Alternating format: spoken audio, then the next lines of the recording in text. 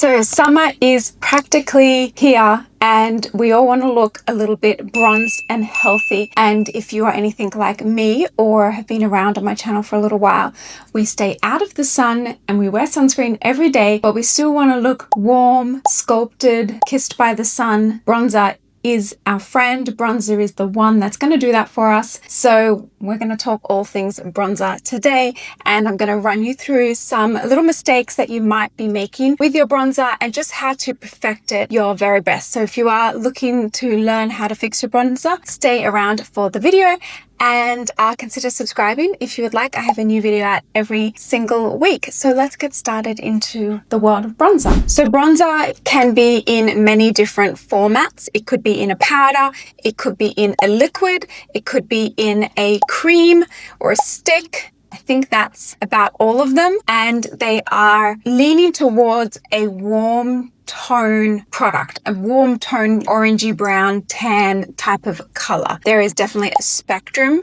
depending on your skin tone and shade and how light and dark your skin is. Brands are getting better at launching more shades available for all skin tones, and they are often confused with a contour. A contour product, traditional contour, is a product that has no warmth in it, and it is a gray tone. It is a shadow. It is meant to contour and sculpt the face, trying to play with light and dark and change the shape of the face with makeup. So that only goes so far. Where bronzer is there to add warmth to the skin, a tan, a sun-kissed look. But with saying that, those are two ends of the spectrum, and I feel like more and more they're getting merged together, and I'm actually okay with that. I think there's a term called bronze tour. I don't know if that's popular anymore, but I feel like I've seen that used before, where it's actually how I do my makeup and how I do my clients' makeup. Very rarely will I use a contour, a pure gray undertone product. More like around the nose or something I might, if people want sculpting on the nose. But I like to sculpt the face in a more natural, easy, forgiving way with bronzer, lightness in the center with concealer, and bronzer around the outside just for a gentle sculpt and for nothing to look too dramatic. But with that being said, the bronzer that I love the most and I use a lot at work is from Hourglass, and this is the Nude Bronze Light, the Ambient Lighting Powder, and this is the one that has no shimmer in it, the Nude Bronze Light. And for me, it is just a very beautiful, middle of the line, very neutral bronzer that isn't too orangey and red, because I have quite fair skin, so it works best for me. If you have a little bit deeper skin, the warmer orangey ones can look really lovely, but on me they tend to pull very yellow looking and a little bit off, if that makes sense. But maybe fully in summer I can handle a little bit more, but right now these shades I really love. And I also really love the Rare Beauty liquid contour in the shade Gentle, and I actually use this just as a bronzer. To me, it feels like a bronzer. This is one of the coolest shades that she has. She has a great shade selection of these, and I use this as well most days. But I'm going to show you with a powder product because I think that's the most common one that people have in their collection. So I want to talk a little bit about which brushes that you should use for your bronzer, because I feel like some people get it wrong, and I see all these things, these mistakes firsthand, because I do makeup lessons with women in person all the time. I did one yesterday, and I also do them online as well. So you can sign up for the waitlist. That will be down below, the link for that, where I'm going to be offering them online for you ladies if you are interested. So the brushes that I like, my favorite one is this one from Sephora Pro Collection, the number 59. I will leave the link down below for everything I'm mentioning as well. But I just find I really like the Sephora Pro brushes as a range. I do think they are of great quality and a very fair price point. They're not the cheapest, but they're definitely not the most expensive brushes. And I wash them, I use them in my kit, and the handle lasts really well. Everything lasts great on them. I'm very impressed with them. And so yeah, this is a powder brush, but you can use it for all different things. Why I like this one is because it has a tapered tip to it, so you can be a little bit more directional with where you are putting it, and it helps just not let it get too dispersed everywhere. But you can definitely like use the sides of it more to blend out, or you could use the tip to be a little bit more precise in where you are putting it. So I feel like it has a lot of versatility to it. Some others that can work. This one is also from Sephora collection. This is called the Blush Brush 93. I don't follow the rules. I do how I like to use them.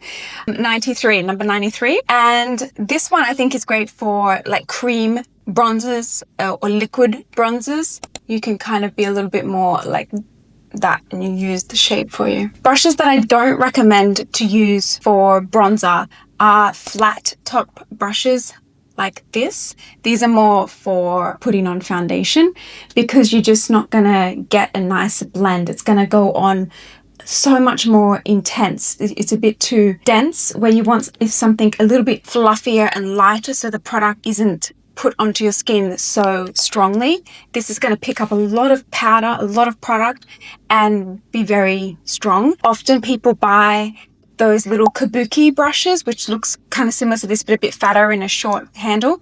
I really don't find much use for those, and you won't find makeup artists using those in their kits very often.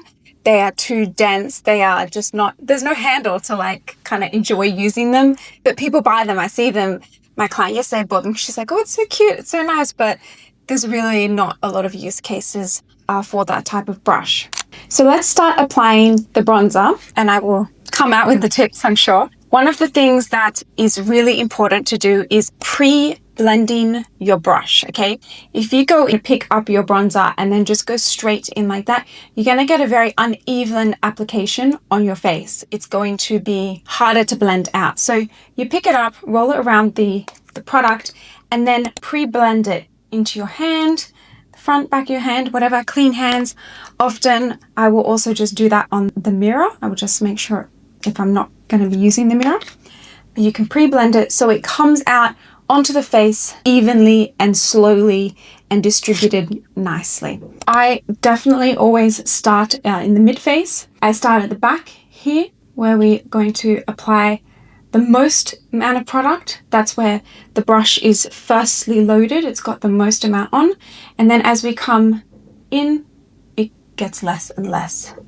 And the direction we're kind of going and following is kind of going towards the edge of your nose here. You're not going to come in that far. That would be like too sculpted. You want to stop where the middle of your eye is. You don't want to go in any further than that. And also you try to not bring it any lower than there. So from the bottom of your nose across. So you can think of it as like this, kind of keeping it up in this direction. Often stamping motions are going to be better.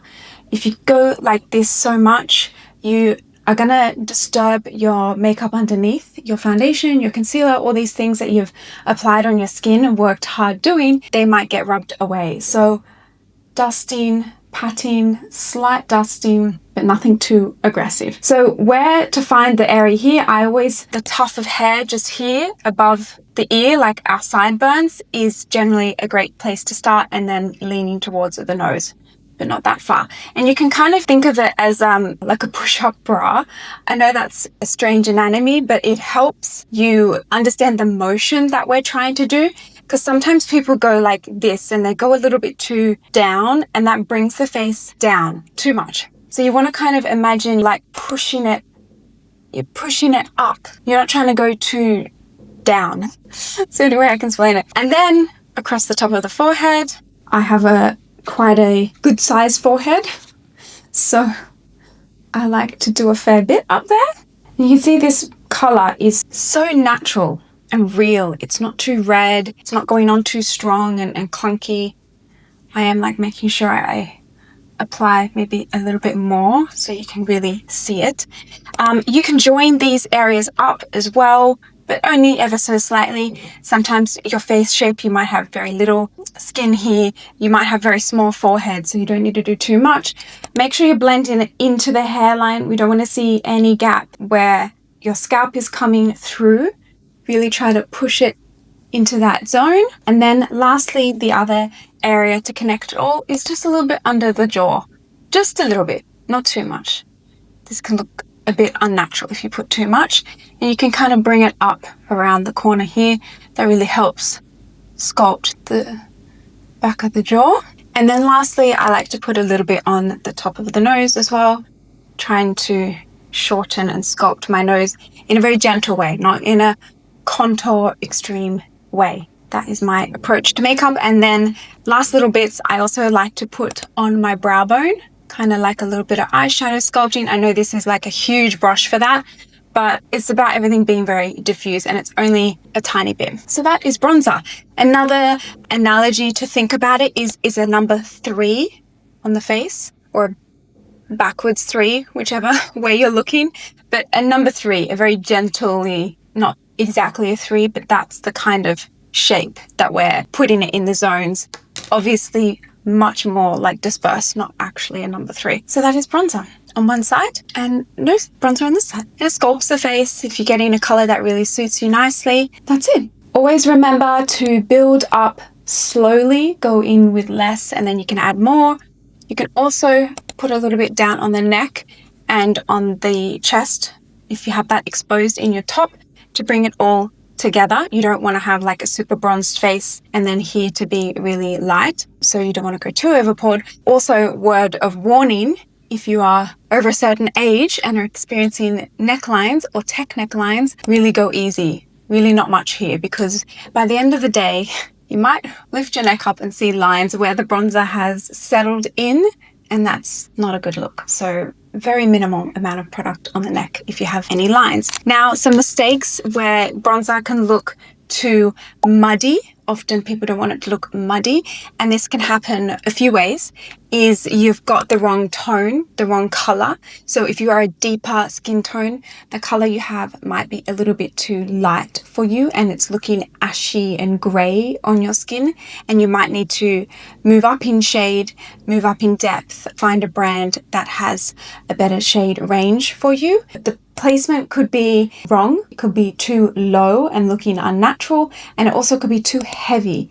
If you're applying a lot of this product, it will look like muddy and dirty on the face. So you might be applying too much, or it also might just be not blended out enough. You might need a bigger brush. You might have the wrong type of brush that you're using. So all of those factors could be why the bronzer is not working well for you. Follow the tips that we've been talking about and you should be on a great road to success with bronzer. Let me do the other side quickly.